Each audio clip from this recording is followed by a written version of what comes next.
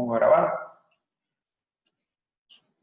Bueno, entonces, decía, lo primero que voy a hacer es un repasito rápido de lo que hicimos las clases pasadas, que fue interpolación. Y entonces, básicamente, uno tiene un conjunto de puntos, que son un valor de x, un valor de y, un valor de x, un valor de y. Y lo que quiere hacer es fabricarse un polinomio que pase por esos puntos. O sea que cuando evalúe el polinomio en un cierto valor de x, el resultado sea el correspondiente valor de y.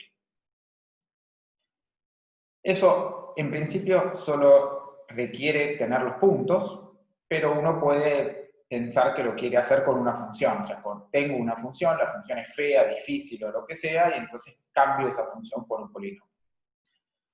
Y entonces los puntos son básicamente puntos de la forma x, f de x. Bueno, entonces aprendimos a hacer eso. Vimos varias formas de calcular interpoladores. Siempre el interpolador es único, o sea que el resultado es siempre el mismo, pero vimos diferencias divididas, las funciones de Lagrange, coeficientes indeterminados. Tenemos una fórmula para el error. Ese error depende de este pedacito, que es como parecido a lo que aparece en el error de Taylor. Y después aparece este W de X.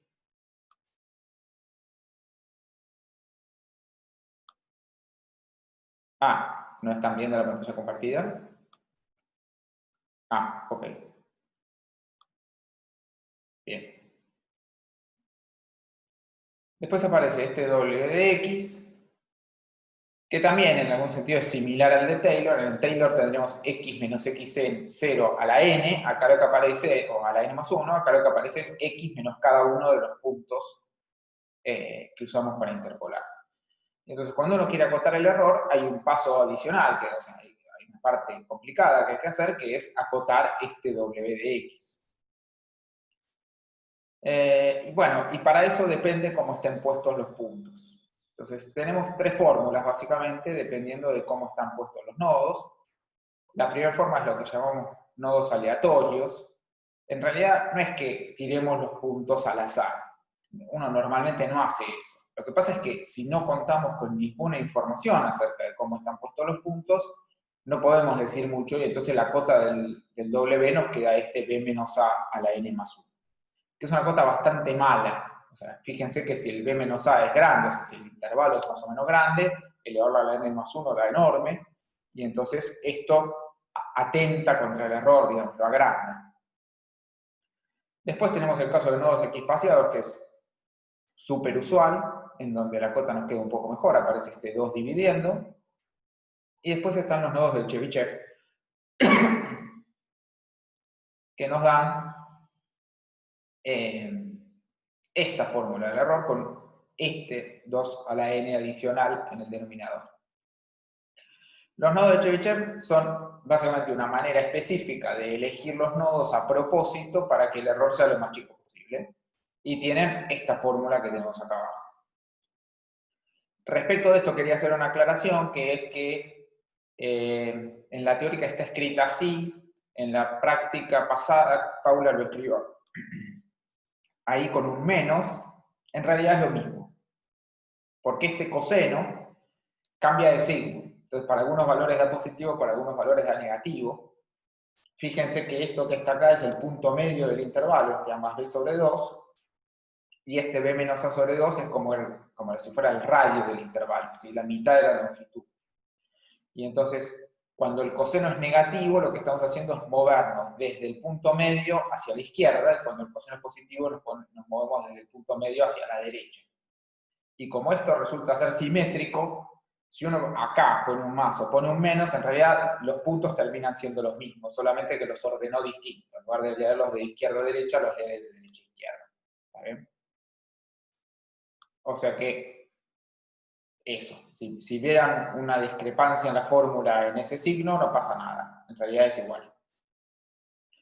Bueno, entonces acá hice un ejemplito rápido, no me voy a detener mucho en el código. Agarré esa función, es parecida a una función que ya graficaron en la teórica, y lo que hice fue tirar nodos al azar, y me da esto. Fíjense que los nodos cayeron acá, y entonces como cayeron todos acumulados a un costado, del otro costado la función y el polinomio no tienen nada que ver. Si yo vuelvo a correr esto, como los nodos están tirados al azar, me va a dar distinto. Fíjense que ahora hay más nodos acumulados acá. Los vuelvo a correr. Pero bueno, está siempre medio parecido. Ahí dio otra cosa. Ahora los nodos están acumulados del otro lado y da diferente.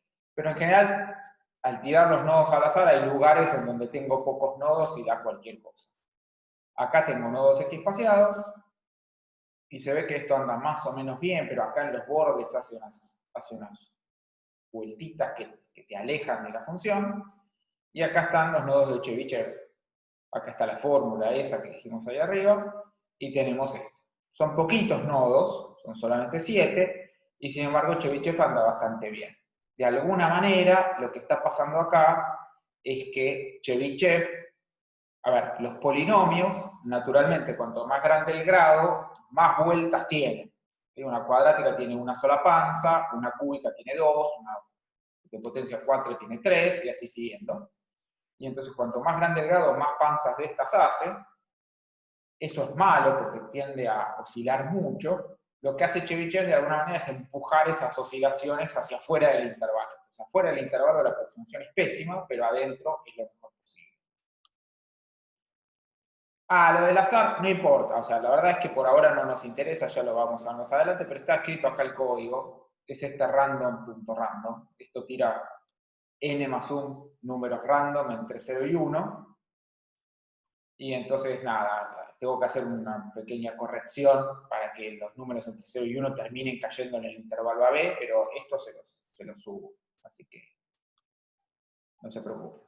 Sobre todo es para que lo tengan de ejemplo. Lo que quería enfatizar era esto de la fórmula, que el menos o el más da lo mismo, y reiterar que esto, ¿cuál es el efecto de Chebyshev?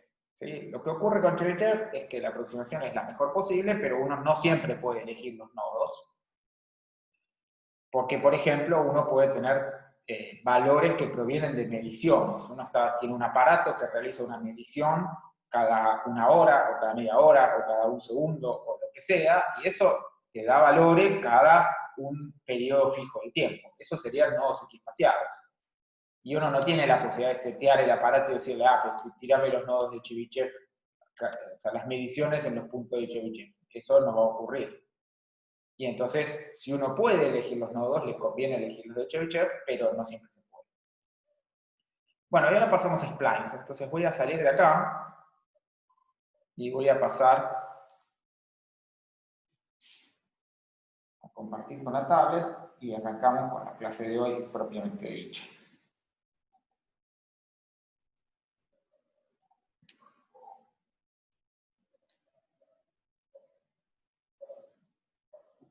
Ahí vamos.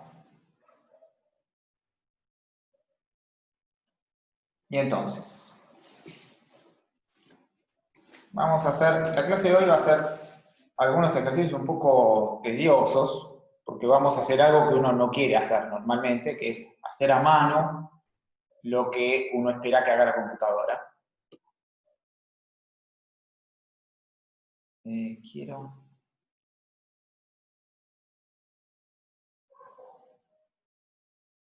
A ver si eso... No, cualquier cosa.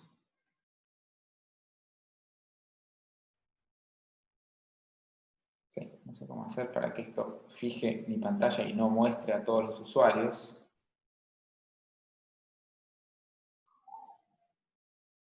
Creo que ahí va. No sé. Bueno. Entonces decía. Vamos a hacer a mano los algoritmos que uno normalmente le tira a la computadora para hacer. Eso no es muy feliz, pero tiene una ventaja, que es que alguna vez hay que hacerlo para acostumbrarse a cómo funciona el algoritmo. Si uno quiere programar el algoritmo, entonces necesitamos entender cómo funciona para decirle a la máquina que lo haga correctamente. Y a veces, aunque uno no lo programe, que directamente lo haga la máquina con alguna cosa que ya esté programada, nos viene bien tener una idea de cómo funciona, porque si aparecen errores o cosas raras, nos ayuda a entender de dónde pueden estar viniendo. Entonces, vamos a hacer lo siguiente. Interpolar. Seguro. Los datos. Estos van a ser una tablita muy modesta, porque si son más grandes se hace muy gordo el ejercicio para hacer a mano. Vamos a tener 3 nodos en X con sus correspondientes valores en Y. Y lo vamos a hacer de dos formas. Con una lineal a trozos o con un spline cúbico, que es lo mismo. En el fondo, la gracia de la idea de splines es básicamente que uno aproxima su función o sus datos no con un único polinomio, sino partiendo en pedacitos y usando un polinomio de grado chico en cada pedacito. Y entonces, la idea acá va a ser la siguiente. Vamos a tener, nuestros datos son el 0, digamos. Tenemos el 0 menos 1, o sea, por acá abajo. El 0, esto es menos 1. El 1, 0, o sea, por acá. Y tenemos el 2, 5, o sea, qué sé yo, por acá. Y entonces lo que vamos a hacer es unir estos puntos, primero con una lineal en cada pedacito. Entonces con una lineal queda algo bastante sonso. Vamos a obtener una cosa así. Entonces lo que queremos hacer es ver cómo se calculan esas lineales. Bueno, esto se puede hacer de varias formas. Uno puede hacer en cada intervalito, usar las bases de Lagrange y calcular el polinomio interpolador de grado 1 que interpola a este nodo y a este nodo, y usarlo en este intervalito, y por otro lado, buscar el polinomio interpolador en este intervalito, o sea, entre estos dos nodos. O las puede buscar más a mano, diciendo simplemente, bueno, en el intervalito 0, 1, el primer cachito, lo que tenemos es una lineal que pasa por el 0 menos 1, o sea, busco una lineal, llamémosla G1, digamos, o si quieren F1, tal que F1 de menos 1, de F1 de 0 valga menos 1 y F1 de 1 valga 0. ¿Sí? Bueno, entonces esto se puede hacer también de muchas formas. A ver si me creen la forma más, una forma posible, digamos. Una es plantear que F1 es M por X más B, reemplazar en los valores y resolver un sistemita, ¿no? O sea, despejar M y B. La otra es decir así, uno puede decir, bueno, F1 de X, básicamente, ¿cómo es la pendiente de esta recta? Bueno, la pendiente de esta recta es lo que avancé en Y, o sea, menos 1, sería así, 0 menos menos 1, o sea, sería el valor de f en 1 menos el valor de f en menos 1 sobre lo que avancé en x. Lo que avancé en x es 1 menos 0. Por x menos 0 más menos 1.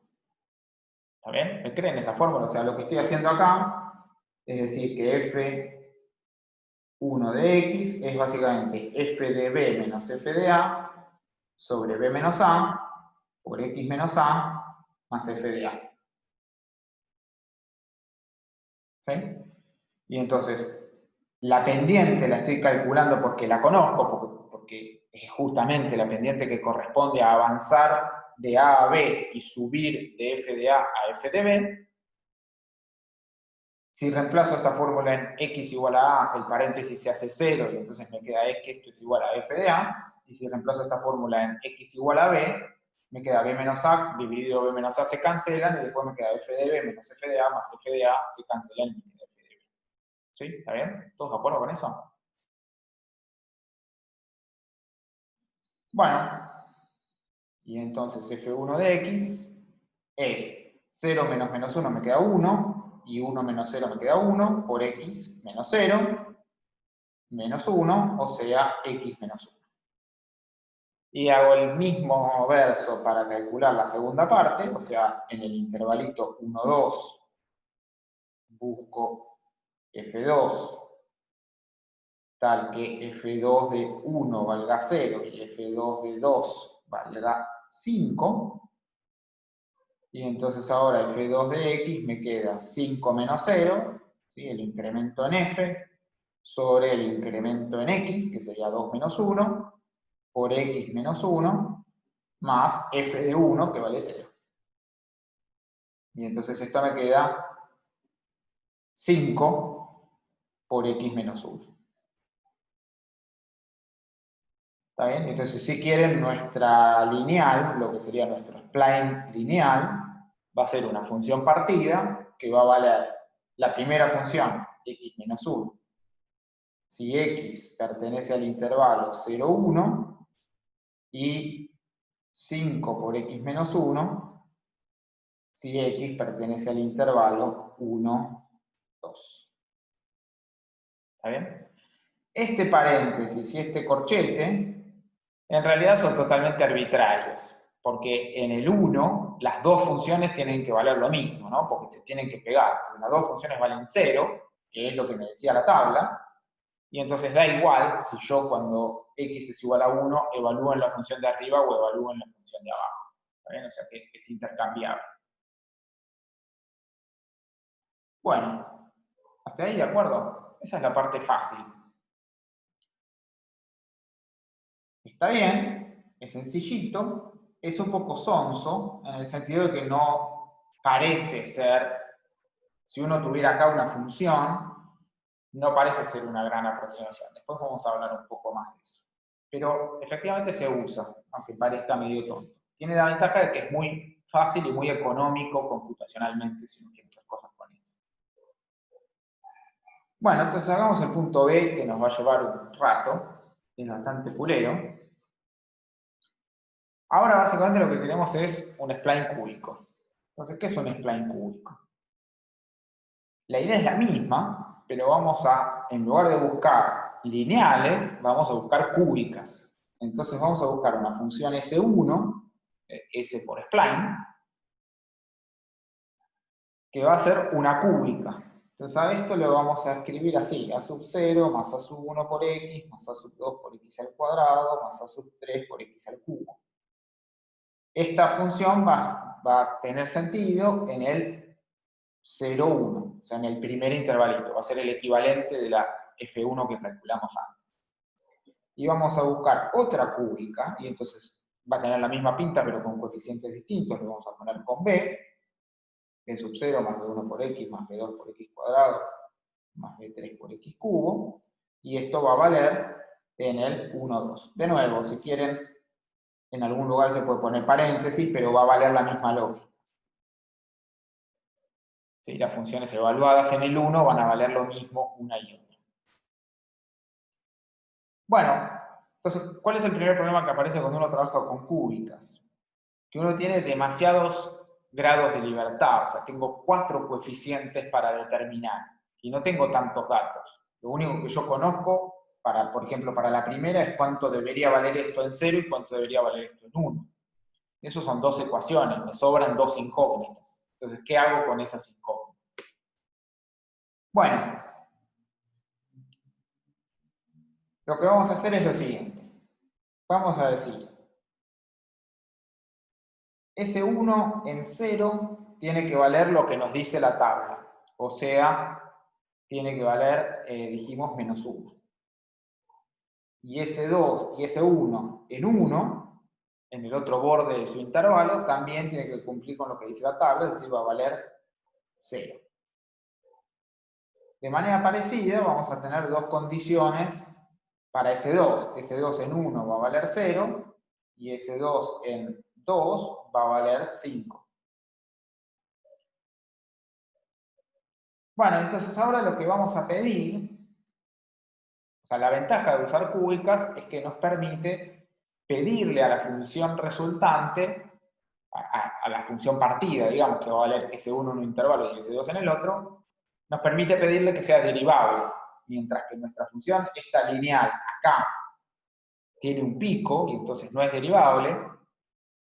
La que podemos construir con cúbicas sí puede ser derivable. Entonces lo que queremos es que se pegue bien en el cambio de intervalo. Entonces ya se está pegando correctamente porque S1 en 1 y S2 en 1, las dos valen 0. Bueno, ahora lo que le vamos a pedir es que la derivada de S1 evaluada en 1 sea lo mismo que la derivada de S2 evaluada en 1. Y lo mismo vale, o sea, seguimos teniendo libertad, o sea, seguimos teniendo margen para imponer condiciones. Y entonces vamos a pedirle también que la derivada segunda en 1 sea igual a la derivada segunda de S2 en 1. Bueno, lo curioso es que esto todavía nos deja libertad, porque tenemos, por ejemplo, si miramos S1, para S1 tenemos esta condición, y tenemos estas dos, pero ahora vamos a ver, cuando hagamos la cuenta vamos a observar que en realidad estas dos no terminan de ser dos condiciones netas, porque fíjense, si las miro globalmente, o sea, si en lugar de mirar cada polinomio por separado lo miro globalmente, entre estas dos yo tengo 8 incógnitas, que son los 4 A's y los 4 B's. Y acá tengo 6 condiciones, justamente porque estas dos, las de las derivadas, son compartidas, o sea, son condiciones para las A's, pero también son condiciones para las B's. Entonces, para poder encontrar mis polinomios, para que sean únicos, me faltan dos condiciones. Bueno, y acá hay cierta variedad de opciones. Después podemos mirar un poco en Python cómo se ve eso, pero la condición natural va a ser pedirle a la derivada segunda, esto es un poco, parece un poco raro, pero es lo razonable, en los bordes que valga 0.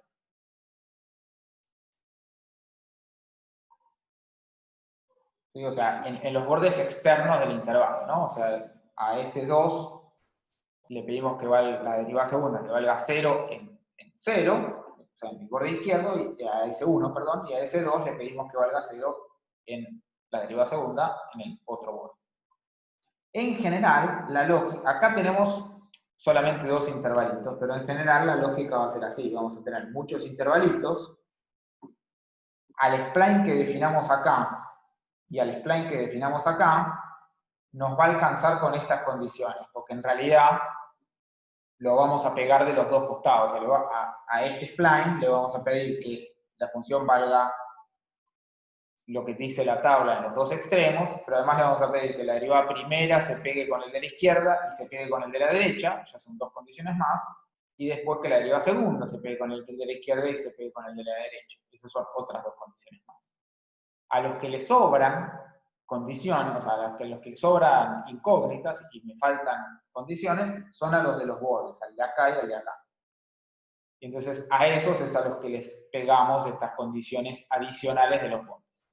En nuestro caso, como solamente tenemos dos intervalitos, son los únicos dos que hay. Pero si hubiera en el medio, los del medio se arreglan solos con esta primera parte. No necesitan nada adicional. ¿Está bien? Lo que pasa es que ahora vamos a ver que la cuenta se hace engorrosa y entonces, si agarráramos más intervalos, se haría larguísimo.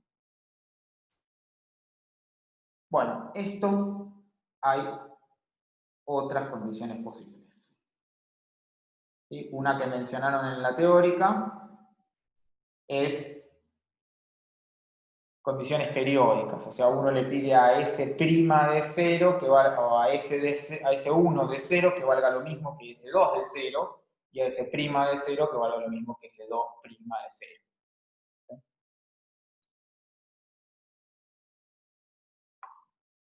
Pero eso tiene sentido si uno está queriendo ajustar algo que por alguna razón supone o sabe que es periódico. Si no, no sabemos nada, la condición natural es esta. Bueno, entonces calculemos nuestros splines. Van a ver que la cuenta es bastante engorrosa. Primero que nada, necesito calcular las derivadas. Entonces vamos. Miro la derivada de S1. Esto es fácil. tengo que derivar mi polinomio, me queda a sub 1 por 1, más 2 por a sub 2 por x, más 3 por a sub 3 por x cuadrado. Y exactamente de la misma manera me va a quedar ese 2'. Me va a quedar b1 más 2b2 más 3b3 por x al cuadrado. Y también voy a tener cosas con la derivada segunda, y entonces esto me queda 2 a 2, más baja el 2, me queda 6 a 3 por x. Y del otro lado, otra vez, todo igual, pero con t's en lugar de a's.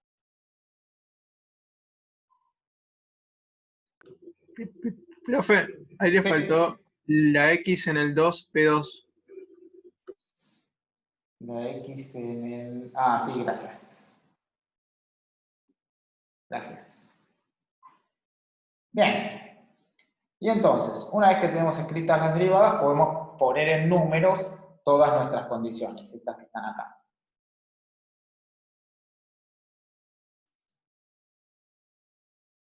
Y entonces vamos con eso. Primero, que ese 1 de 0 valga menos 1. Esto se va a escribir como agarrar ese 1, reemplazar x por 0. Bueno, felizmente el 0 me cancela todas las x. Y entonces esto es lo mismo que decir a sub 0, que sería evaluar ese 1 en 0, tiene que ser igual a menos 1. O sea que esa es una fácil. Cuando decimos que ese 1 de 1 tiene que valer 0, esto significa que, fíjense, si agarro ese 1 y reemplazo en 1, todas las x se hacen 1, entonces esto me queda a sub 0, más a sub 1, más a sub 2, más a sub 3, igual a 0. Cuando decimos que ese 1' de 1 tiene que ser igual a ese 2' de 1, lo que voy a hacer es agarrar las derivadas, que las tenemos acá, y evaluar en x igual a 1. Y entonces esto nos queda a sub 1 más 2 a sub 2 por 1 más 3 a sub 3 por 1 tiene que ser igual a b sub 1 más 2b sub 2 por 1 más 3b sub 3. Y cuando decimos que las derivadas segundas también se tienen que pegar, decimos que 2 a 2 más 6 a 3 tienen que ser igual a 2b2 más 6b3. ¿Sí? Siempre reemplazando x por 1, ahora en la derivada segunda. Bueno, pasemos a las condiciones con S2. Tenemos que S2 de 1 tiene que valer 0, y entonces esto nos dice S2 lo reemplazamos en 1, otra vez me quedan todos los coeficientes sumados, o sea que esto va a ser b sub 0 más b sub 1 más b sub 2 más b sub 3 igual a 0. Y después tenemos que S2 de 2 tiene que valer 5. Bueno, S2 de 2 es un poco más feo porque tengo que agarrar mi polinomio S2 y reemplazar a la x por 2. Y entonces esto me queda b sub 0 más b sub 1 por x. Pero eso es un 2, o sea que esto me queda 2b sub 1. Más b sub 2 por x al cuadrado, o sea por 4. Más b sub 3 por x al cubo, o sea por 8. Esto tiene que valer 5. Y por último, tenemos las condiciones con la derivada segunda. Teníamos que la derivada segunda de S1 evaluada en 0, las condiciones en el borde, esto tiene que valer 0. La derivada segunda la tenemos acá. Cuando evalúo en 0, esto me queda 2 a 2. 2 a 2 tiene que valer 0. Y después tenemos que la derivada segunda de S2 evaluada en 2 también tiene que valer 0. Bueno, la derivada segunda de S2 la tenemos acá, evaluada en 2, eso me queda 2b2 más 12 por b3 es igual a 0. ¿Está bien? Bueno, si lo miran con cariño, esto que está acá nos está dando un bello sistema de 8 por 8. Tenemos 8 ecuaciones y 8 incógnitas, que son los 4 A's y las 4 B's.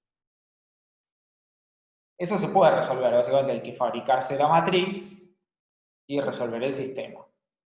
Para nosotros resolver a mano una matriz de 8 por 8 es una patada en la nariz, no queremos hacer eso. Entonces, lo voy a hacer, pero voy a hacer alguna trampita pues me voy a aprovechar que hay dos ecuaciones que son muy fáciles y las voy a usar para escribir menos. Pero básicamente la idea está en, si uno quisiera meter esto en una máquina, y básicamente acá tiene la solución, porque lo que tiene que hacer es meterle a la máquina este sistema de ecuaciones y que la máquina lo resuelva. Sí, tal cual, elegí igualar las derivadas en el medio porque es el punto compartido. O sea, lo que quiero es que la transición de un intervalo al otro sea suave. Y entonces quiero que lo más suave posible. Entonces le pido que la función valga igual, que las derivadas valgan iguales y que las derivadas segundas valgan iguales. Entonces eso va a evitar que me pase algo como lo que me pasó acá, en donde se me hacía un pico. Lo que voy a tener es una función muy suave cuando paso de un intervalo al otro. Entonces la definición es la definición de una función partida, pero en la transición se porta muy, muy bien. Esa es la gracia del spline. O sea, lo que a uno le pide a los splines es que todos los puntos de corte, todos los nodos de adentro, las derivadas se peguen. Las derivadas de cada uno de las dos cúbicas involucradas se pegue bien. Y después, en los bordes me quedan condiciones adicionales. Ahí es donde hay que inventar algo. Bueno, entonces voy a resolver esta cuenta. Lo voy a hacer más o menos rápido para no perder demasiado tiempo. Pero básicamente lo que voy a hacer es aprovechar lo siguiente. Esto ya lo tengo. Así que no voy a meter, o sea, me voy a sacar esa incógnita del sistema. Ya voy a tener un sistema de 7×7 porque esa no la voy a escribir. Y acá tengo que ver que A sub 2 vale 0, ¿no? Pasando el 2 dividiendo. Y entonces A sub 2 tampoco la voy a meter en mi sistema, ya me achiqué mi sistema a 6×6. O sea, no voy a poner ni la primera condición ni la séptima, y no voy a poner la incógnita A sub 0 ni la incógnita A sub 2. Entonces fíjense, si A sub 0 vale menos 1, acá, que me aparece A sub 0, lo paso para el otro lado y me queda un 1 a la derecha. Entonces acá tengo A sub 1 más A sub 2 más A sub 3 igual a 1. Esta va a ser la condición que voy a poner. Acá, este A sub 2 es un 0. Así que esa tampoco la voy a poner. O sea, no voy a poner ese A sub 2. Y ya está, creo que eso es todo. Lo otro que voy a hacer es acá, voy a dividir por 2. Entonces me va a quedar B sub 2 más 6B sub 3 igual a 0. Solo para que me quede un poquito más fácil. ¿Está bien? Lo otro que voy a hacer, lo puedo escribir acá, es para que me quede un sistema de verdad, tengo que pasar todo para el mismo lado y que me queden a la derecha números. Entonces esta ecuación me va a quedar A sub 1, fíjense, este A sub 2 también vale 0. Entonces tengo A sub 1 más 3A sub 3 menos B1 menos B2 menos 2B2 menos 3B3 igual a 0. ¿Sí? O sea, pasando los B's para el otro lado. A sub 2 es 0 por esta. Tenés razón. Tenés razón. Este A sub 2 también vale 0 y entonces esto vale 1. Estamos de acuerdo. Gracias. Y acá voy a hacer lo mismo. Voy a pasar los B restando y me va a quedar 6A3 menos 2B2 menos 6B3. Perdón, pero el A1 más A3 no vale 0. ¿No es igual a 0? No, porque estamos usando que el A0 vale menos 1. Entonces, este Tenés razón. A0 Sí.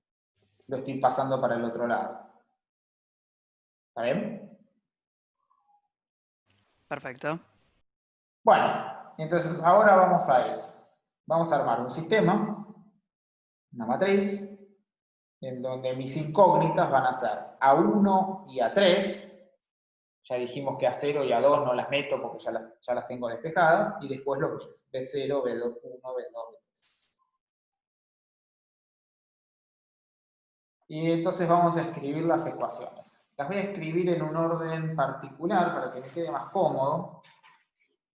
Para que me quede, ahora les digo cómo las estoy ordenando. Pero me voy a copiar el sistema para no equivocarme después cuando copio. Esto va a ser 1, 1, 0 es igual a 1. ¿Sí? Esta primera ecuación es la primera que cosa es esta. Ahora les pongo colores. La siguiente va a ser 1, 3, 0, menos 1, menos 2, menos 3, 0. Después tengo 0, 6, 0. Acá me parece que me convenía. Sí, voy a hacer así. Voy a mandar acá 0, 0, 1, 1, 1, 1.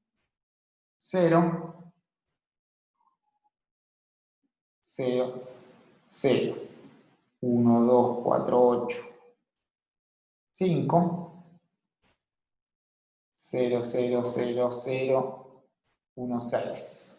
Es igual a 0. Y por último voy a poner 0, 6, 0, 0, menos 2, menos 6, igual a 0.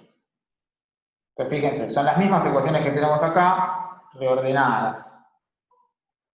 Vamos a hacer así. Esta ecuación es la primera ecuación, o sea, esta, ¿no? O sea, a sub 1 más a sub 3 igual a 1.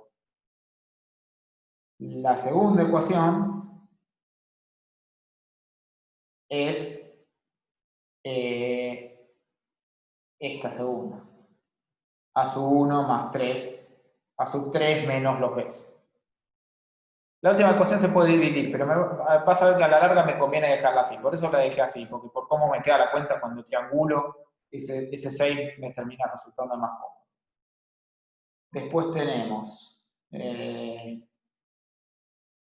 esta ecuación, también la tenemos por acá, es la suma de los b's, o sea que es esta.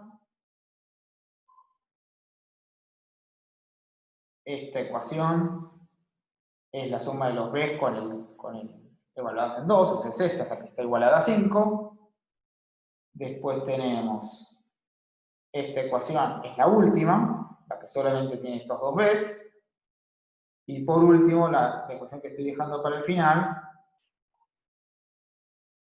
esta que está acá, es la que me estoy tragando, que es esta. Esta que está acá. Que me olvidé de decir que esto tiene que ser igual a 0, ¿no? Porque lo que hice acá fue pasar los b's restando para el otro lado.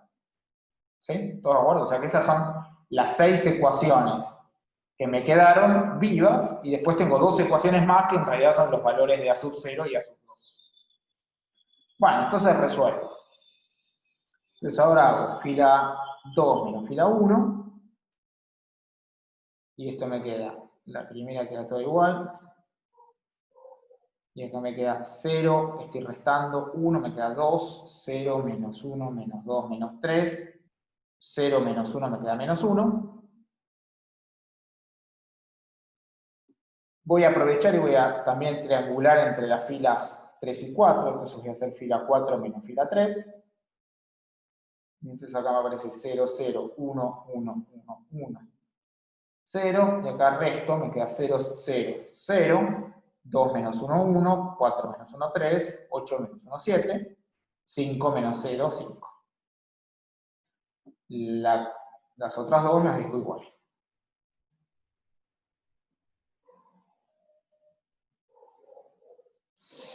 Bueno, y ahora tengo que hacer una operación para matar este 6. Acá es donde me convenía dejarla así. Fíjate que si hubiese dividido por 2, acá me aparecía un 3, y entonces tenía que hacer una operación con fracciones para cancelar este, o multiplicar las dos filas o alguna cosa así, para con este 2 matar el 3. Entonces, teniendo el 6 ahí, directamente lo que hago es fila 6 menos 3 fila 2. Y entonces esto me queda la primera igual.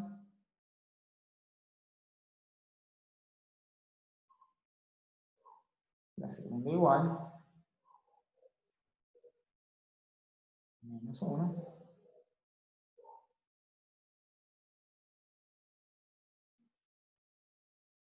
Sí, 1, 3, 7, 5, 0, 0, 0, 0, 1, 6, 0. Y ahora resto 3 veces la de arriba, así que esto me queda 0, 0.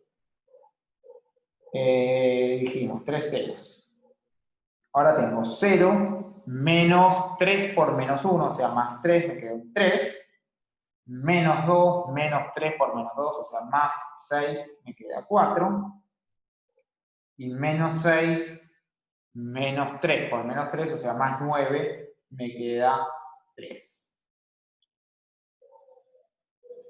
Espero que eso esté bien. Sí. Y finalmente me queda 0 menos 3 por menos 1, o sea 3. Sí, o sea, el orden de las filas es lo mismo, porque lo único que estamos haciendo es cambiando de orden las ecuaciones. Las columnas también se podrían cambiar de orden, pero si cambiamos de orden las columnas hay que anotarlo, porque estamos cambiando el orden de las incógnitas. Ahora, yo mis incógnitas las anoté acá arriba para no olvidármelas, sobre todo porque estoy omitiendo a sub 0 y a sub 2, pero las filas se pueden poner en cualquier orden. Acordate también que podés permutar las filas, o sea que si lo hubiera escrito en otro orden, puedo cambiar las filas de lugar si me queda cómodo para triangular. Bueno, vamos, ahora tenemos que matar este 3, entonces vamos a hacer fila 6 menos 3, fila 4. Y entonces esto deja todo igual. Menos 1, menos 2, menos 3, menos 1, 0, 0, 1, 1, 1, 1.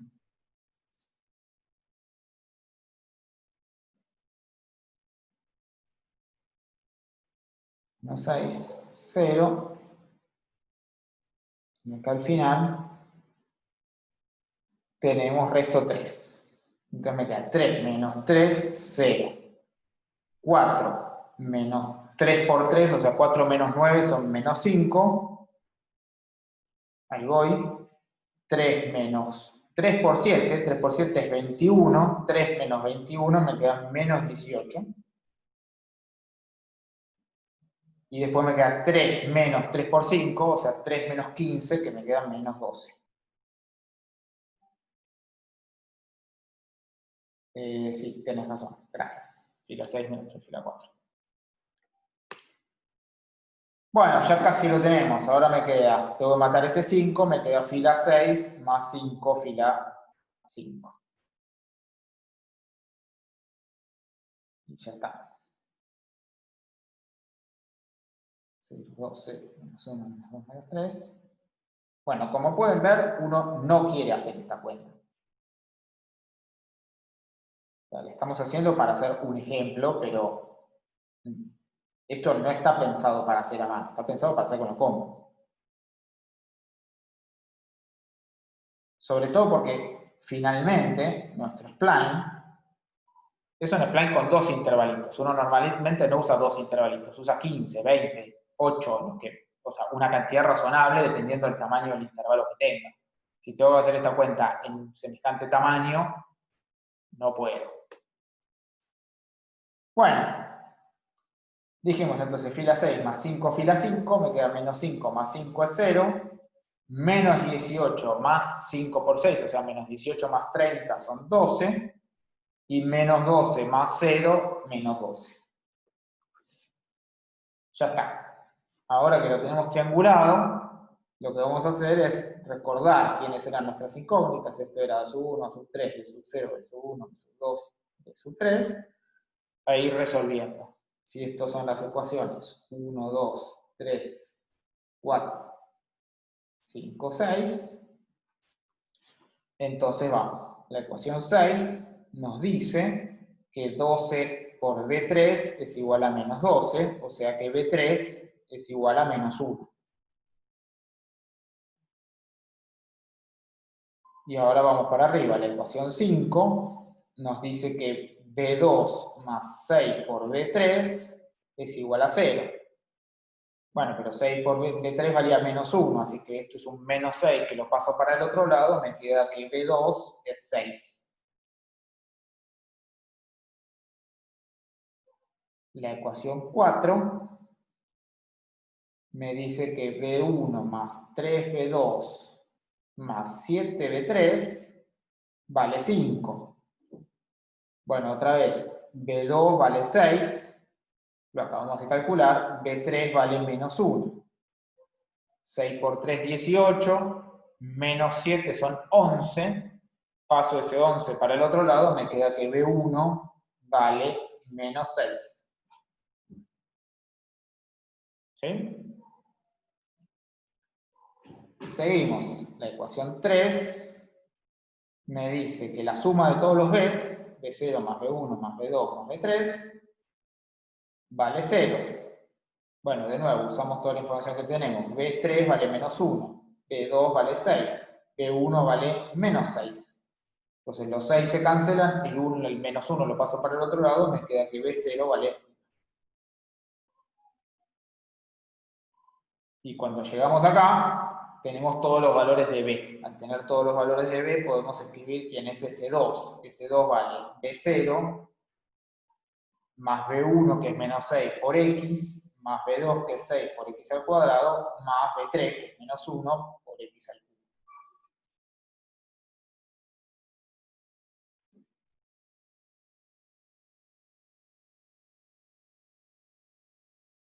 ¿Está bien?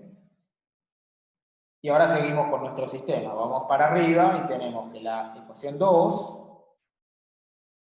nos dice que 2 por A sub 3 más 0 por B sub 0 menos B sub 1 menos 2 por B sub 2 menos 3 por B sub 3 tiene que valer menos 1. Bueno, de nuevo, usamos todo lo que sabemos. B sub 3 vale menos 1, B sub 2 vale 6, B sub 1 vale menos 6. Y entonces esto me queda menos 6 son 6, menos 12, o sea, menos 6, más 3, porque me queda menos 3 por menos 1. O sea que tenemos, dijimos, 6 menos 12 menos 6, más 3 son menos 3. Cuando lo paso por el otro lado sumando, me queda 2 a 3. Es igual a menos 1 más 3. O sea que A3 es igual a 1. Me queda 2, que después paso el 2 dividiendo, me queda 1. Y por último, la primera ecuación, que era más fácil, la primera ecuación era 1, 1 y después todos ceros, o sea que eso me dice que A sub 1 más A sub 3 es igual a 0. Y el A sub 3 valía 1, y entonces A sub 1 vale menos 1. A esto hay que agregarle lo que ya sabíamos. No, perdón, acá hice lío. Yo dije que era igual a 0, pero no es igual a 0. Este 0 está mal. Esto era un 1. ¿Sí? Estoy acá. Y entonces me queda que A sub 1 es igual a 0. Y a esto hay que agregarle lo que ya sabíamos. Que era que el A sub 0 valía menos 1 y que el A sub 2 valía 0. Y entonces con todo esto tenemos calculado el S1. El S1 es A sub 0, o sea, menos 1, más 0 por X, que es el A sub 1, más 0 por X al cuadrado, que es el A sub 2, más 1, que es el A sub 3, por X al cubo.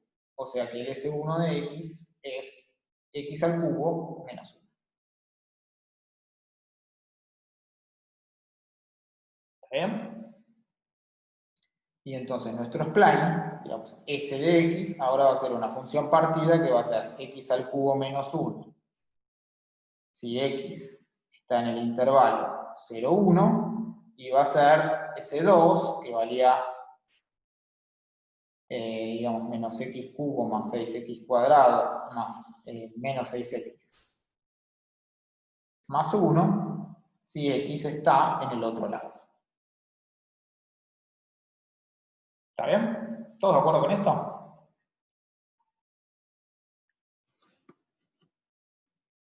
¿Sí? ¿Alguna duda? Excelente.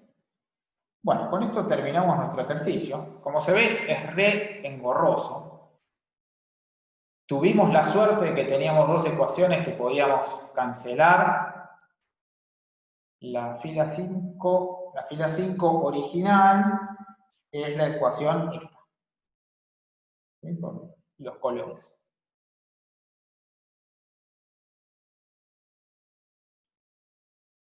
Bueno, tuvimos la suerte que por cómo eran los números que nos tocaron, tuvimos dos ecuaciones que pudimos limpiar, pero si no hubiésemos tenido que hacer esto con un sistema de 8×8.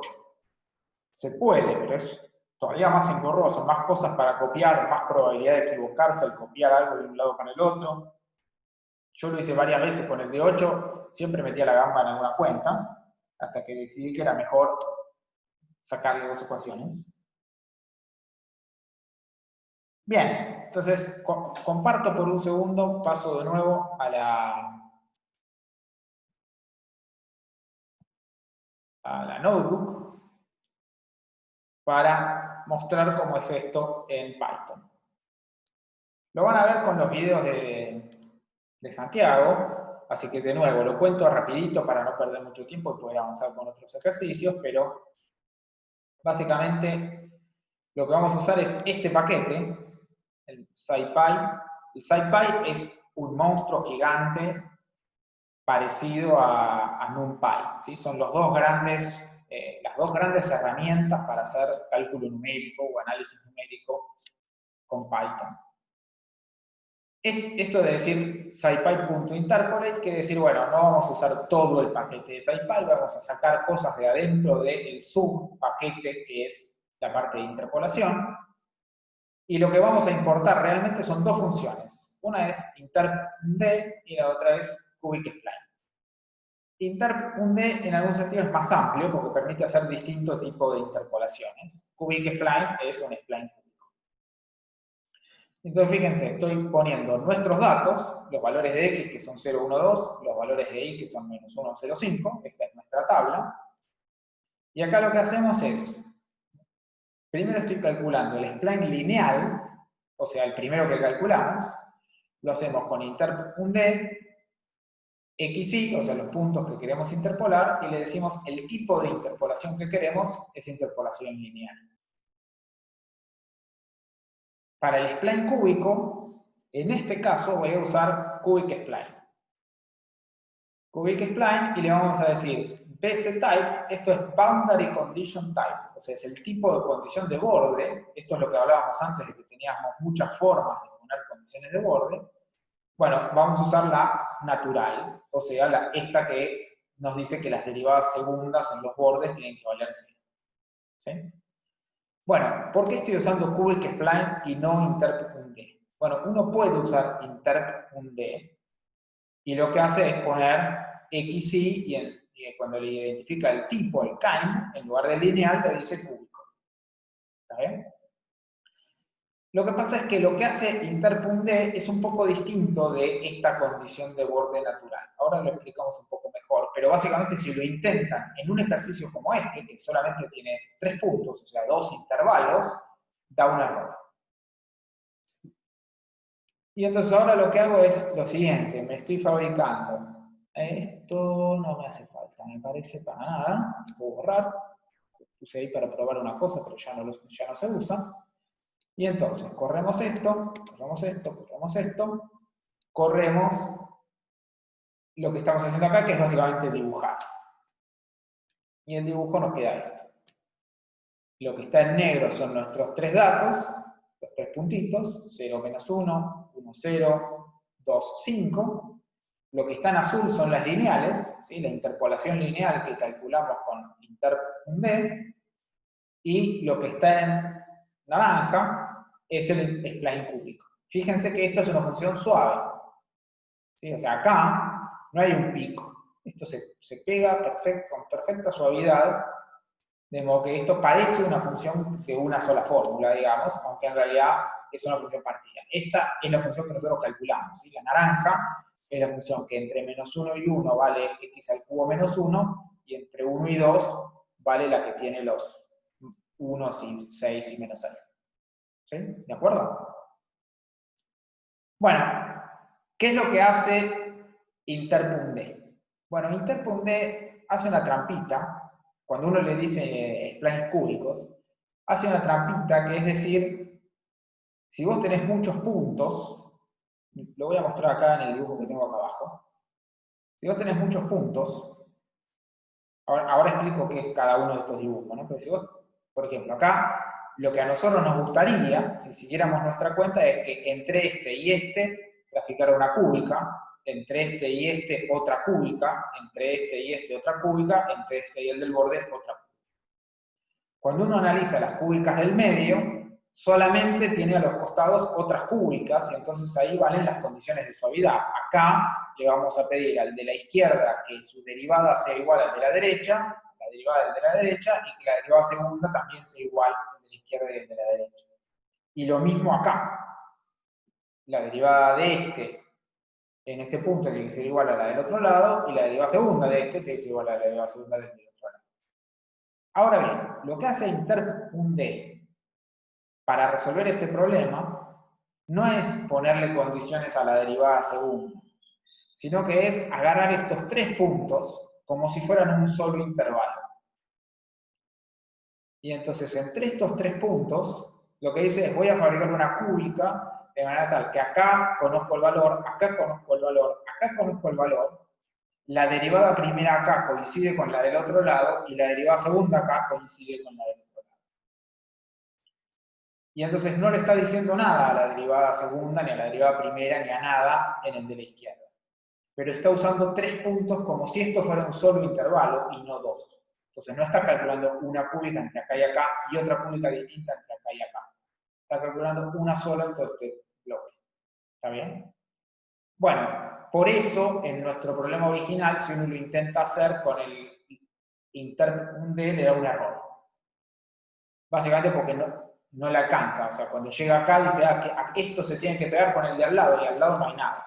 Son todos los tres nodos que hay.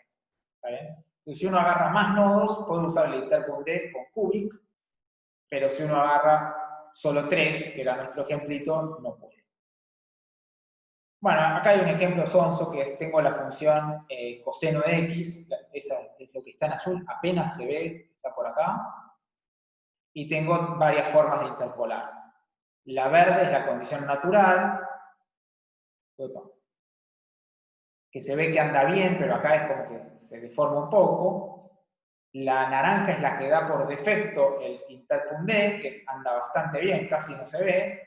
Y la roja es otra condición que uno le puede poner, que es decirle yo conozco las derivadas. O sea, yo conozco la función coseno, sé cuánto vale la derivada, o sea, la derivada acá vale 0 y la derivada acá vale 0, entonces le doy ese dato. Esto lo que le está diciendo es la derivada primera vale 0 en el borde de la izquierda y la derivada primera vale 0 en el borde de la derecha, y el tipo calcula, arma el sistemita con eso y calcula, y eso le da la solución roja.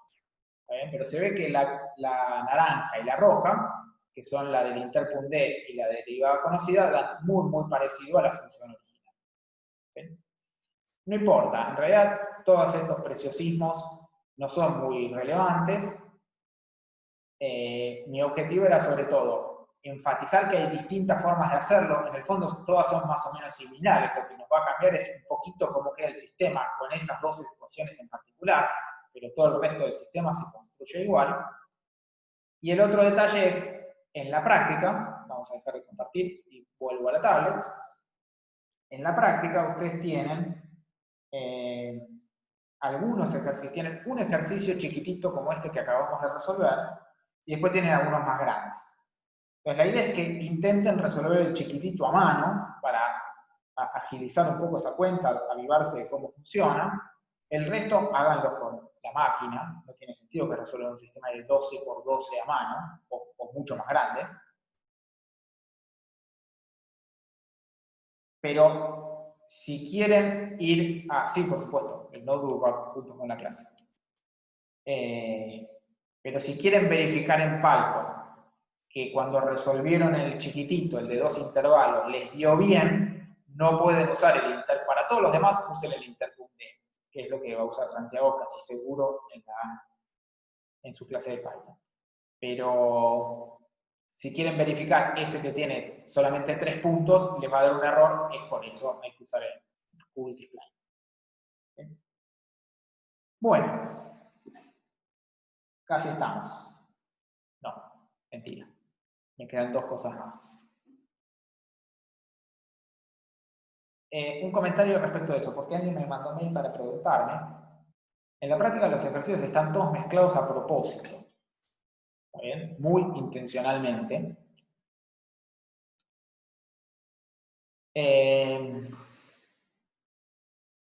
Y entonces la idea es que ustedes usen Python básicamente cuando lo consideren, o sea, es una herramienta más para probar. ¿Está bien? Y entonces cuando se encuentre con un ejercicio cuyo tamaño se hace inmanejable, esto les queda un sistema muy grande para resolver o cosas por el estilo, ese es el momento de ir a resolver los partes. Hay algunos que dicen explícitamente, hacer un programa que resuelva tal cosa. ¿Está bien? Pero aunque no se los digan, la idea es que vayan a resolver con la máquina siempre que se encuentren con un problema que lo amerite. E incluso que vayan usando la máquina cuando puedan para verificar que lo que ustedes hicieron les da lo mismo, cosas por el estilo. Bueno, entonces tenemos dos formas de interpolar a trozos. Con cúbicas, que da mucho mejor, o sea, se parece mucho más a una función de las que uno se espera encontrar en la vida, o con lineales a trozos. Las lineales a trozos dan esa cosa toda picuda, medio fea. Sin embargo, las lineales a trozos resultan útiles, por ejemplo, para lo que se llama el método de trapecios. ¿Sabes? Esto sería aplicación.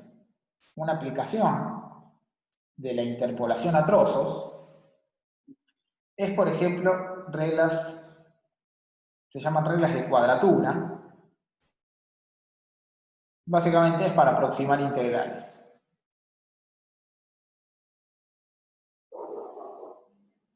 ¿Está bien? Entonces, ¿cuál es la idea? La idea de esto, la idea de una cuadratura, es decir, yo quiero calcular la integral de una función. En general, calcular integrales es difícil. Y entonces lo que hago no es calcular la integral, sino aproximo a f por un polinomio a trozos e integro el polinomio a trozos.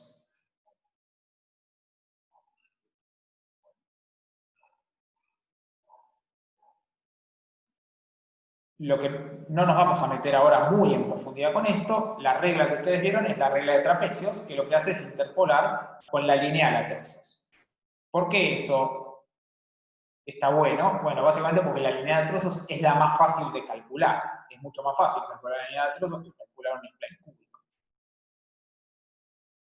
Se puede reproducir la misma idea. Uno podría decir, ah, bueno, fabricate un spline cúbico y ahora integra el spline cúbico. Lo que pasa es que es más engorroso. Es más engorroso de deducir, sobre todo. Después, para meter eso en la computadora no es tan difícil. Pero vamos con trapecios. Trapecios lo que hace es, aproxima por una lineal a trozos. En realidad, trapecio se aproxima por una lineal, trapecio lo que se llama trapecio es compuesta. La parte de compuesta quiere decir partí en pedacitos y aproximar por una lineal en cada pedacito. ¿Sí? Entonces, grosso modo, la idea es la siguiente. Yo tengo una función, tengo un intervalo, y lo que voy a hacer es partir este intervalo en pedacitos. A este lo voy a llamar x0, x1, x2, bla, bla, bla, hasta xn, que va a ser el b. Y entonces lo que hago es aproximar a mi función por una lineal a trozos. Entonces acá pongo una lineal, acá pongo una lineal, bla, bla, bla, acá pongo una lineal. Bueno.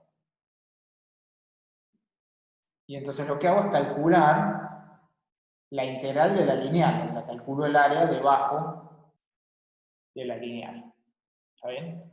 La ventaja es que integrar lineales es muy fácil, y entonces lo que hicieron en la teórica fue básicamente deducir cómo queda la fórmula de la integral, de la lineal. Y entonces esa integral, entonces vamos a hacer así, la integral propiamente dicha, va a ser la integral, el valor exacto de la integral, que es lo que puede ser difícil, eventualmente no sabemos calcular, si la función es muy fea. Y Q va a ser lo que se llama la cuadratura, o sea, en nuestro caso la regla de trapecios. Para la regla de trapecios, esto lo hicieron en la práctica, tenemos una forma muy fácil, que es básicamente lo siguiente. H sobre 2 por f de A más 2 veces la sumatoria desde j igual 1 hasta n menos 1 por f de xj más f de b. Donde h es el pasito de la partición. Entonces, yo hice una partición de mi intervalo AB, ¿sí? Digamos así, h sería esta, este tamaño.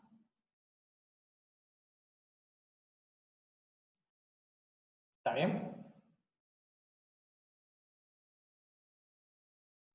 Entonces, básicamente lo que ocurre es esto. Esto es lo que a uno le gusta de las reglas de cuadratura. Las reglas de cuadratura lo que hacen es cambiar el problema de calcular una integral, que es difícil. Hay montones de métodos, qué sé yo, los métodos pueden fallar, puede no salir, puede no haber una primitiva para poder calcular, etc. No hay una primitiva, ¿sí?, con una fórmula conocida. Entonces estamos cambiando el problema de calcular una integral por un problema que es básicamente evaluar a la función en ciertos puntos. ¿Está bien? Lo que le pasa a la regla de trapecios es que evalúa en los bordes, en realidad evalúa en todos los puntos en donde partí mi intervalito. Evalúa acá, evalúa acá, evalúa acá, y así siguiendo hasta el final. La única diferencia es que por cómo aparecen en la regla, los primeros dos acá están apareciendo sueltos y los del medio están apareciendo multiplicados por 2. En realidad más o menos, porque después tengo el 2 dividiendo acá, o sea que en realidad en la práctica los del medio están sumando y los de los bordes suman la mitad y la mitad. ¿Está bien? ¿Todos de acuerdo con eso? Esto, para hacer a mano, puede ser medio engorroso, pero para la computadora es una papa. Evaluar la función y sumar, sumar, sumar, sumar, eso es muy fácil. ¿Sí? Le lleva 0 tiempo. Y además tenemos una fórmula del error. El error, que sería cuánto vale la integral menos cuánto vale la cuadratura, en módulo, o sea, cuánto le estoy pifiando. Bueno, esto resulta ser menor o igual que, tienen la fórmula en la teoría, yo simplemente la copio, esto es un 12avo, lo voy a copiar abajo porque no me va a entrar. Dijimos la integral menos la cuadratura, esto es un 12avo por el máximo de la derivada segunda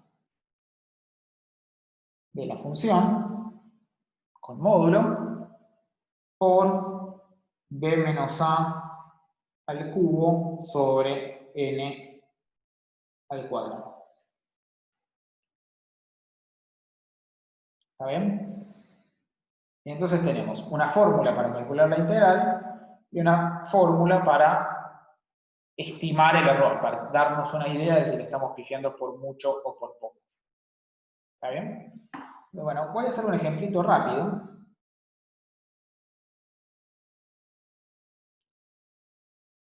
Mi ejemplito rápido va a ser calcular, o sea, estimar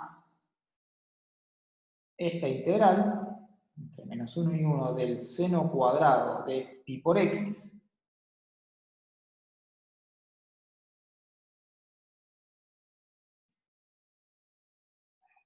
con 4 nodos, con trapecios,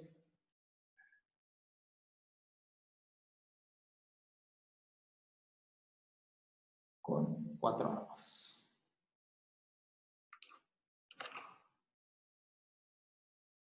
Ah, el 1/12, bueno, hay que rastrear la cuenta. Si quieren, después la pensamos, pero nada, quiero hacer el ejercicio así no pierdo demasiado tiempo. Me gustaría avanzar sobre la práctica 2. Pero habría que revisar, hay que revisar la cuenta de la teórica, a ver de dónde sale el 12 exactamente. Bueno, primera observación importante, que hay que tener en cuenta, que hay que tener un poco en el fondo de la cabeza todo el tiempo cuando hablamos de esto de interpolación y la cantidad de nodos y qué sé yo. En toda la teoría, es una pura convención, pero hay que saber en qué convención estamos pensando, siempre numeramos los nodos desde el 0. ¿Está bien? Y entonces esto va desde 0 hasta n. En total hay n más 1 nodos. ¿Está bien? Y entonces si a mí me dicen 4 nodos, lo que me están diciendo es n es igual a 3. ¿Está bien? Porque la cantidad de nodos es n más 1. Voy a tener el nodo 0, el nodo 1, el nodo 2, el nodo 3. En total son 4. ¿Está bien? Siguiente. Voy a ir del menos 1 al 1 y quiero poner 4 nodos en total. Y entonces mis nodos van a ser el menos 1 y el 1 siempre. Podrían no serlo, pero por cómo construimos nosotros la regla de trapecio van siempre los del borde. Y ahora tengo que agregar 2 nodos más. Bueno, siempre los pongo equidistribuidos. Entonces acá voy a tener menos 1/3 y 1/3. Estos son mis nodos, ¿no? O sea, esto sería x0, x1, x2, x3. ¿Está bien? Y entonces el h, el pasito que estoy dando, entre uno y otro, es 2/3. ¿Sí? ¿Todos de acuerdo? Voy pegando saltitos de 2/3 entre menos 1 y 1. Bueno, y entonces lo que digo es, bueno, mi función, dijimos, es la que estoy integrando, o sea, es el seno cuadrado de pi por x. Y entonces mi cuadratura evaluada en f, o sea, la regla de trapecios, creo que en la teórica lo escriban así,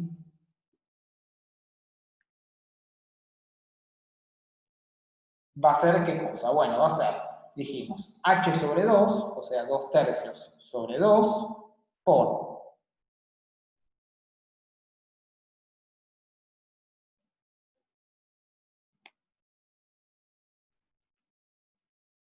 no debería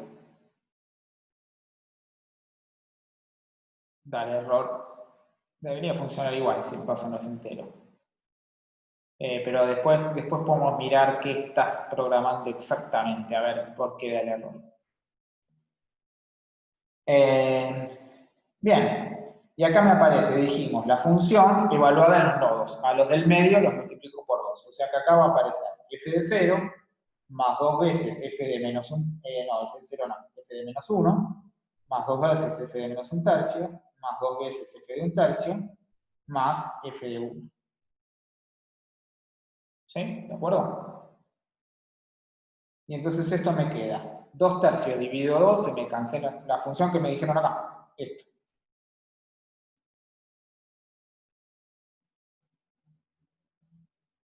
Dos tercios dividido 2 es 1/3, y ahora vamos con nuestra función. Acá me queda el seno al cuadrado de menos pi, más 2 veces el seno al cuadrado de menos pi sobre 3, más 2 veces el seno al cuadrado de pi sobre 3, o sea, pi por 1/3, más el seno al cuadrado de pi por 1, o sea, pi. ¿Está bien? Entonces estoy integrando esta función, mi aproximación de la integral va a ser esta cuenta. Bueno, el seno de pi, de menos pi vale 0, el seno de pi vale 0, el seno de pi sobre 3 vale raíz de 3 sobre 2, ¿sí? Eso estaba en la antigua tabla de trigonométricas. Esto lo tenemos elevado al cuadrado, y acá el menos pi sobre 3 nos queda menos raíz de 3 sobre 2, pero también está elevado al cuadrado, así que se pone positivo. Y entonces esto me queda 1/3 más por 2 por, dijimos, raíz de 3 sobre 2 al cuadrado, me queda 3 sobre 4, más 2 por, otra vez, raíz de 3 sobre 2 al cuadrado, 3 sobre 4. Y entonces esto me queda 3 medios más 3 medios, que me queda 3, multiplicado por 1/3, o sea, 1. ¿Está bien? Entonces, mi aproximación de la integral es que vale 1.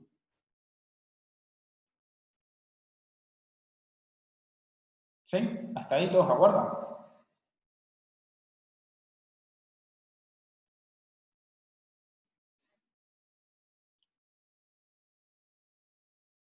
Bien. Muy bonito, me da 1. ¿Y qué? Eso está bien, está mal, qué sé yo. Bueno, lo que hacemos ahora es poner la fórmula del error y ver qué pasa. O sea, estimo el error.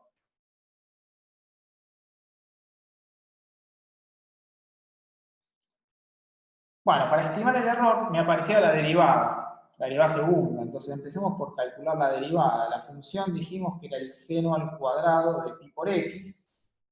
Y entonces si miro la derivada, esto baja el 2, me queda 2 por seno de pi por x por la derivada del seno, o sea, me queda coseno de pi por x por pi. Porque ahora además sale el pi, o sea, tengo como una doble regla de la cadena. Y ahora, otra vez, puedo mirar la derivada segunda. La derivada segunda me queda, fíjense, el 2 y el pi lo junto, digo 2pi, por. Y ahora tengo la derivada del producto. Entonces me queda la derivada del seno, que es el coseno, por pi, porque sale un pi de adentro, por el otro coseno, o sea que me queda el coseno cuadrado.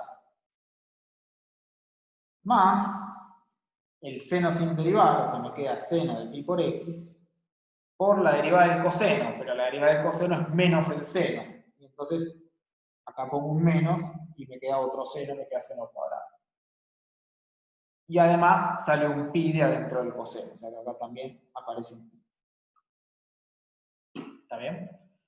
Moraleja, puedo sacar para afuera el pi de factor común, y esto me queda 2 por pi al cuadrado, por el coseno cuadrado de pi x, menos el seno cuadrado de pi x.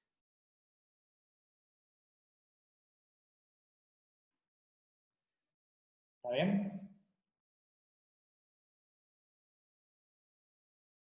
Bien, y entonces ahora vamos a la fórmula. La integral verdadera, que no calculamos, no sabemos cuánto vale, menos la cuadratura, tiene que ser menor o igual que 1 sobre 12 por el máximo de la función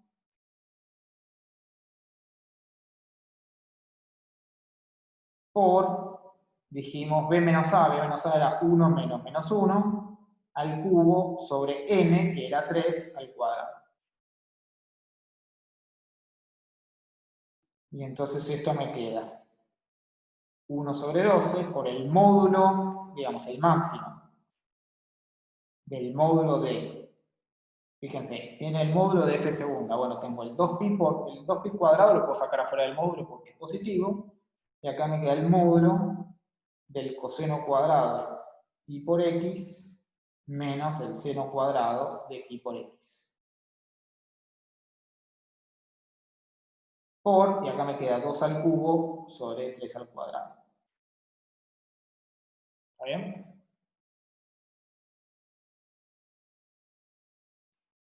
Bueno, y acá vienen los problemas de acotar. El 2pi al cuadrado lo puedo sacar para afuera, o sea que esto me queda 2 por pi al cuadrado sobre 12 por, tengo el 2 al cubo que vale 8 y el 3 al cuadrado que vale 9. Y ahora tengo el máximo del módulo S.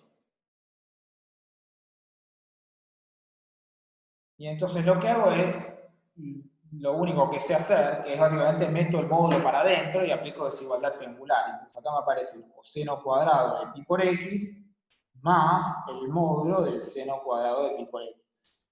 ¿Está bien? Entonces al meter los módulos para adentro, me quedan sumas. Y ahora cada uno de estos es más chico que 1. Y entonces esto es menor o igual que 2 por pi al cuadrado sobre 12 por 8 sobre 9 por 2. ¿Sí? ¿Todos de acuerdo con eso?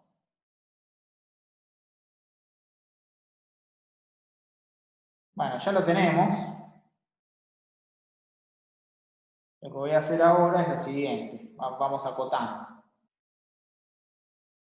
El pi al cuadrado se podría acotar más a lo bestia, pero si uno se fija más o menos, pi por pi es un pelito más grande que 3, si hago pi al cuadrado es un poco más grande que hacer 3 por 3, o sea que 9, pero no se pasa de 10, o sea que esto es menor o igual que 10. Uno podría poner algo más bestia, podría decir pi es más chico que 4, entonces esto es más chico que 16. Sí, está bien, lo que pasa es que es un poco más bestia. El 8 y el 12 los voy a cancelar, o sea, divido por 4, entonces acá me sobra un 2, acá me sobra un 3. Y entonces fíjense, esto me queda 2 por 2 por 2, ¿sí? O sea 8. Por 10, 80. Y en el denominador me queda 3 por 9, 27. ¿Sí?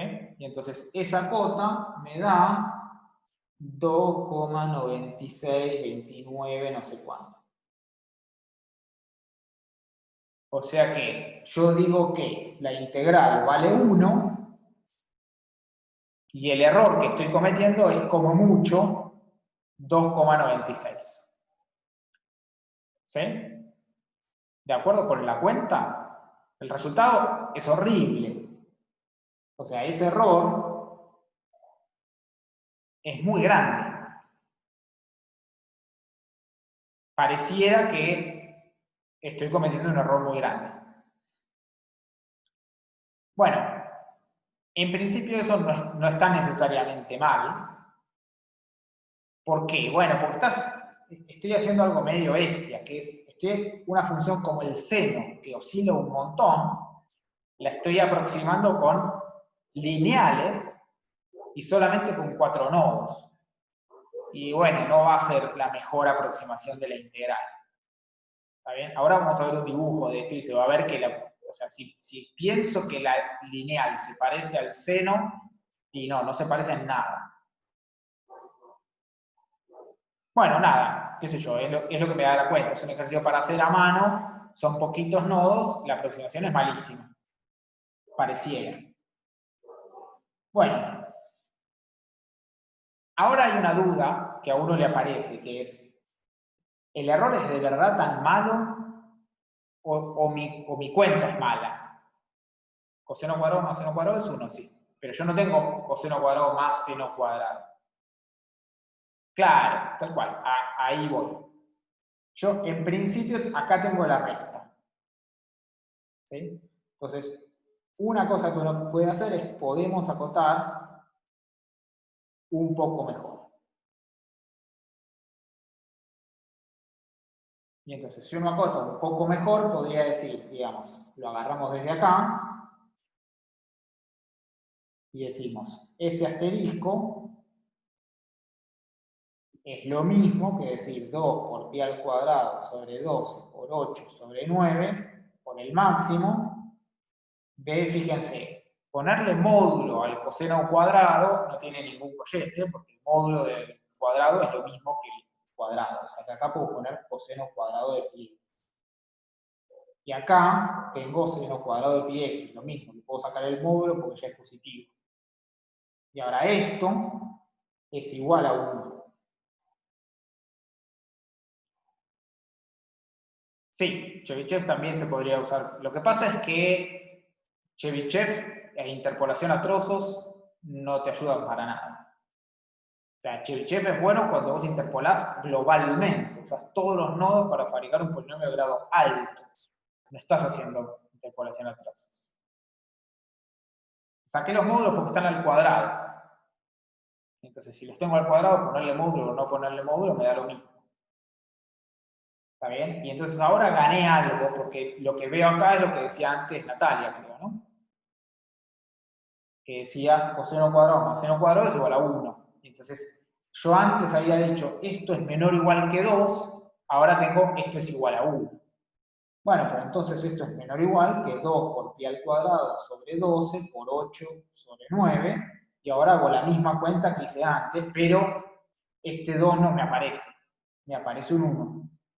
Entonces tengo al 8 lo cancelo con el 12 y acá me sobra un 12 y acá me sobra un 3, el pi al cuadrado lo acoto por 10, que no está mal, o sea, es una cota bastante finita, Y esto me queda menor o igual que 20, no, 2 por 2, 4, por 10, 20, por 2, 40, sobre 27.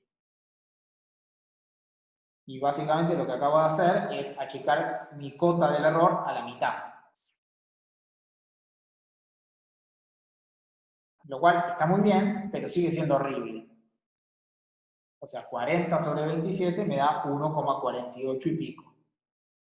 Mejor, pero igual es malo. O sea, igual es mucho error. ¿Está bien? Entonces, puede pasar que a uno le dé una cota del error grande porque la manera que uno usó para acotar es muy bestia. En este caso, si uno se avivaba de esa sutileza de que podía sacar los módulos y juntaba y le daba 1, no está mal. Solamente que, sí, o sea, eso te da un poco más fino. Si pones el valor exacto de pi, te da un poquito más fino. Pero en este caso no cambiaría mucho, porque pi al cuadrado de verdad se parece a 10. Está cerca, o sea que te dará un poquito más chico que esto, pero no mucho más chico. Bueno, ¿alguien sabe cuál es el valor verdadero de esta integral?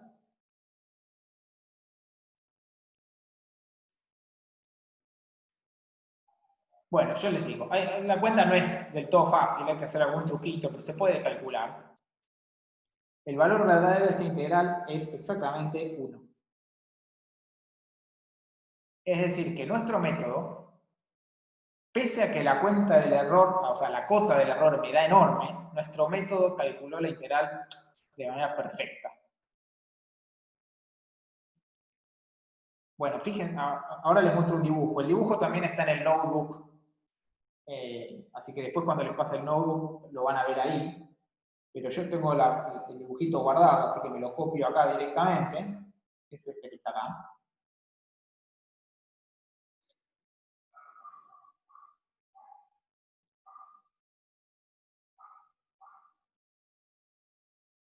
Esta es la función seno al cuadrado de pi por x entre menos 1 y 1.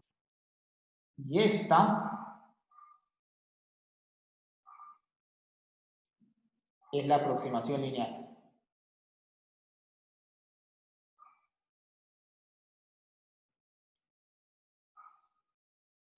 ¿Bien? Se ve que no se parecen en nada.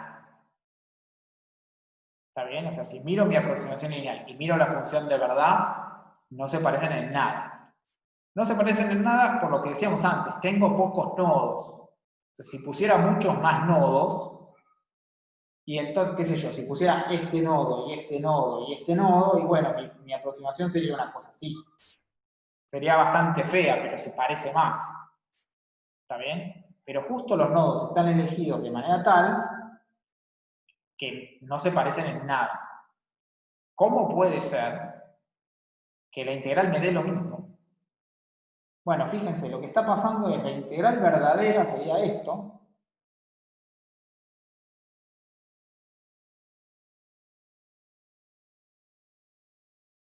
Y la integral que yo estoy calculando es esto.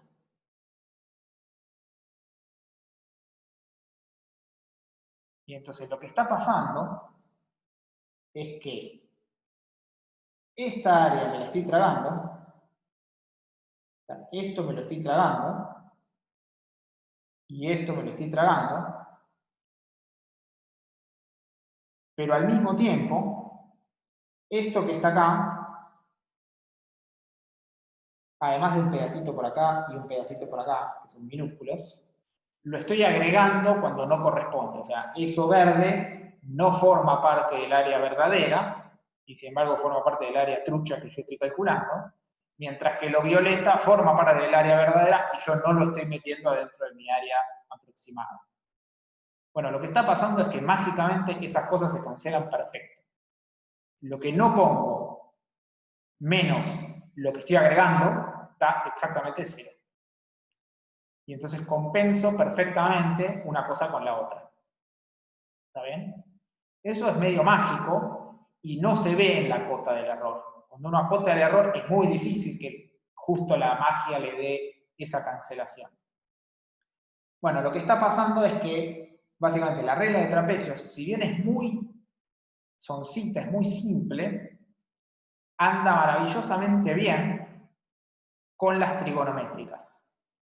Porque lo que le pasa a las trigonométricas es que oscilan. Entonces, cuando uno tiene una cosa que oscila y uno la aproxima con una lineal, entonces uno hace cosas así.